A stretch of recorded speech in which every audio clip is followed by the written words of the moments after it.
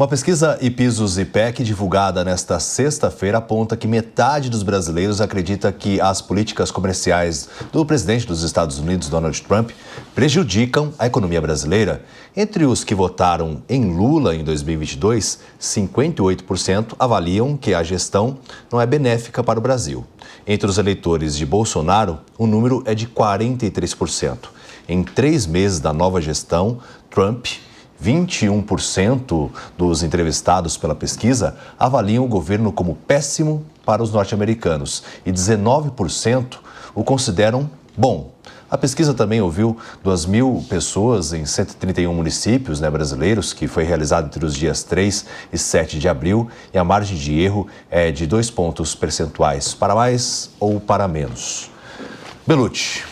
Você vê, David, que até muitos analistas têm apontado que seria uma oportunidade para o Brasil essa questão das tarifas com o Trump, que abriria o mercado para o Brasil, que foi um dos menos taxados, ele ficou na ordem de 10%. E fica até difícil a gente analisar como vai se dar essa questão do Trump, porque ele tem feito os recuos, Ele faz nessa estratégia dele, ele avança, joga a proposta mais absurda e depois recua. Me parece que o objetivo é realmente isolar mais a China e ter de volta para os Estados Unidos um protagonismo. Até o que ele argumenta de reindustrialização seria uma coisa de médio e longo prazo, não para agora. Não é de imediato que vão instalar as indústrias e voltar os empregos para os Estados Unidos. Até porque mesmo com tarifas, a legislação trabalhista chinesa, vamos colocar assim, é muito mais branda, Você tem interferências do governo, então a mão de obra chinesa tende em qualquer questão de disputa, ser mais barata que a americana, que é uma democracia ocidental, enfim, precisa cumprir diversos requisitos, tem que pagar direitos aos funcionários, o que na China não é bem assim. O que se espera para o Brasil é que o Brasil abrace essa oportunidade de exportar mais para os Estados Unidos, ficou bem ali escondidinho na lista de taxação. Nessa briga o Brasil tem que aproveitar, não me parece que está sendo o caso. E como as pessoas, 50% estão contra as tarifas e tal, até porque a própria expressão guerra tarifária, ela é de difícil análise, até pela questão do que o Trump diz, e é verdade, ele está, em tese, igualando as tarifas, não com a China, que ele aumentou muito mais, mas seria igualando, porque os Estados Unidos fez essa opção na sua história de não taxar quase nada as importações para o seu país para se desenvolver, e é o maior mercado consumidor do mundo. Então, foi uma opção americana. Agora ele quer reequilibrar, mas o que tem que ficar claro é que esse discurso foi o discurso que ganhou a eleição e ele está cumprindo o que ele falou. Até no contexto aqui nacional, há estimativas de que o Brasil possa ser beneficiado com essas medidas do Trump, principalmente relacionado ao agronegócio, com exportações em outros mercados. A China, a gente é um grande exportador de carne, por exemplo, em relação também à União Europeia, que estaria consumindo.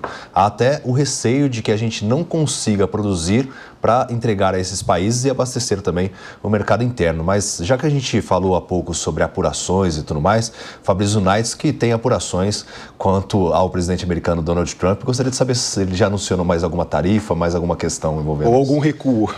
Ele deve anunciar na próxima semana, tinha até expectativa de que fosse nessa semana, tarifas em relação a produtos eletrônicos vindos da China, porque ele suspendeu as tarifas para eletrônicos, aquelas de 145%, que subiram na semana passada. E ele voltou falando, não, alguns eletrônicos aqui, chips, semicondutores, isso a gente vai taxar depois. Então vai haver uma taxação, mas que será menor, será abaixo desses 145%.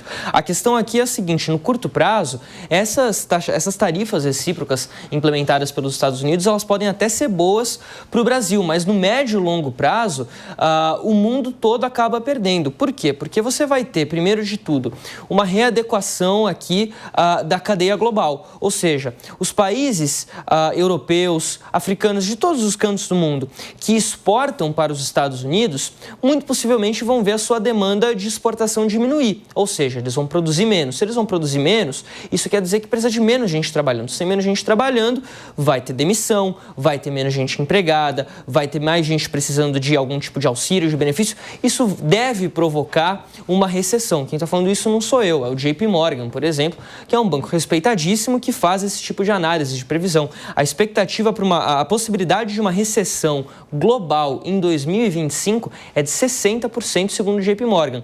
Antes do anúncio das tarifas recíprocas, era de 40%. Ou seja, olha o impacto que isso tem. E agora, uma coisa que é importante a gente lembrar, o Brasil pode, sim, deve se aproveitar do mercado chinês nos próximos meses, nos próximos anos, porque tem um mercado consumidor ali muito grande de 1,5 bilhão de pessoas, e também da União Europeia, onde a gente tem a expectativa do acordo com o Mercosul finalmente ser colocado em prática. Há um pedido dos países membros da União Europeia para que eles coloquem esse acordo em prática. Agora, vai acontecer, muito possivelmente, uma coisa que a gente já viu acontecer aqui esse ano com o ovo e o café. Quer dizer, a moeda lá fora, o euro, o dólar, são mais competitivos. Então, o produtor aqui no Brasil, ele vai preferir exportar o produto para outros países para ganhar mais dinheiro e o produto aqui no mercado interno vai acabar aumentando de valor. A gente viu o preço do ovo como subiu aqui de maneira absurda. Claro que não é um fator só, em geral são vários fatores, mas isso prejudica também a economia nacional aqui no nosso mercado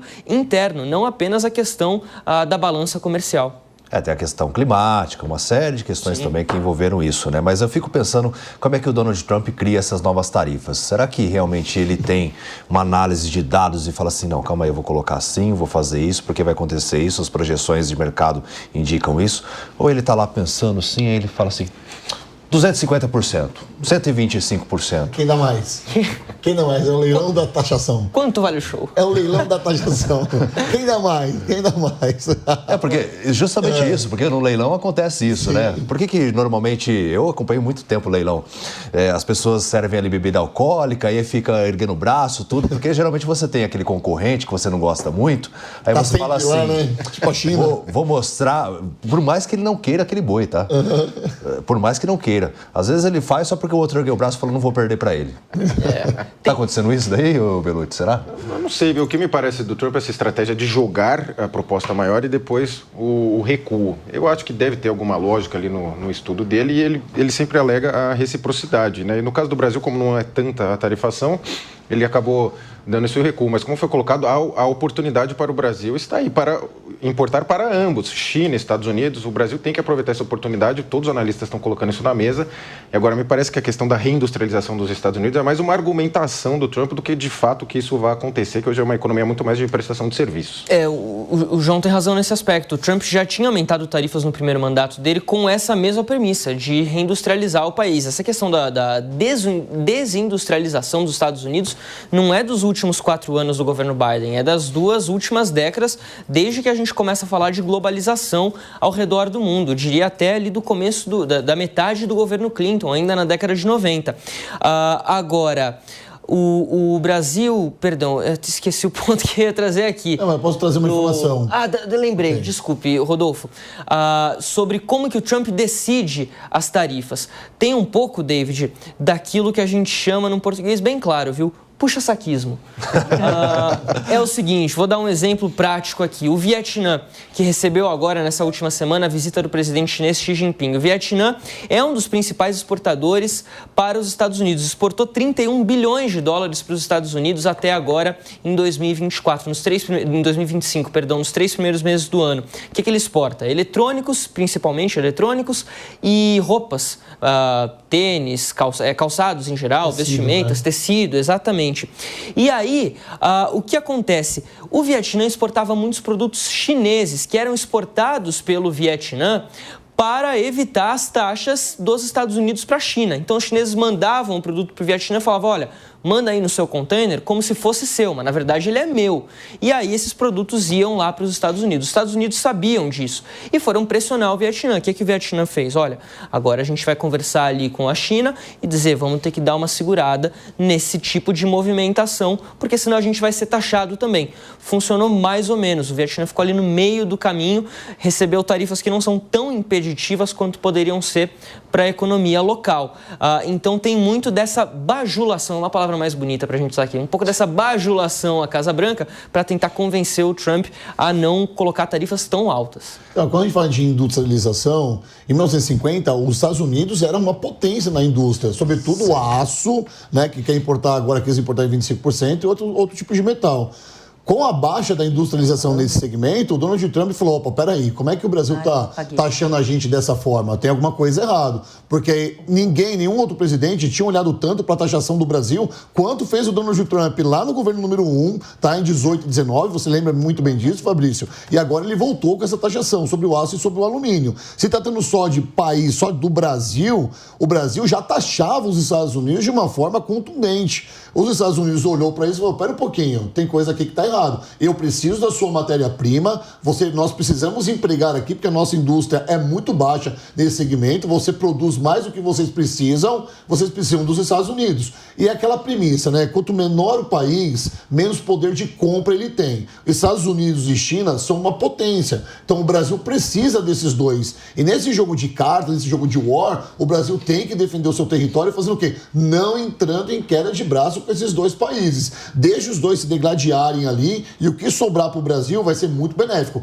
Aí você foi feliz, David Tarso, quando você falou do agronegócio, que é o nosso principal commodity aqui no Brasil, é de fato o agronegócio. A gente tem o agronegócio como uma potência. Então, brigar com eles nesse momento não faz sentido nenhum. Deixa eles se degladiar. E enquanto o presidente chinês está dormindo, o Donald Trump está acordado. Quando o Donald Trump está dormindo, e assim vice-versa. O Donald Trump acordou e falou, o que ele fez lá enquanto eu estava dormindo? Fez isso, então vou fazer isso. Na China, a mesma coisa. O Donald Trump dorme, ele acorda e fala, o que o Trump fez? Fez isso, então também vou fazer isso. Ou seja, o Brasil pode fazer aqui o papel de Ricardão, né? Ele pode aproveitar essa questão... Tá com umas analogias ótimas aqui, hein? É sexta-feira. Eu adoro. Mas é sexta-feira santa, não esqueça disso. Cuidado. Talvez nem tão santa assim.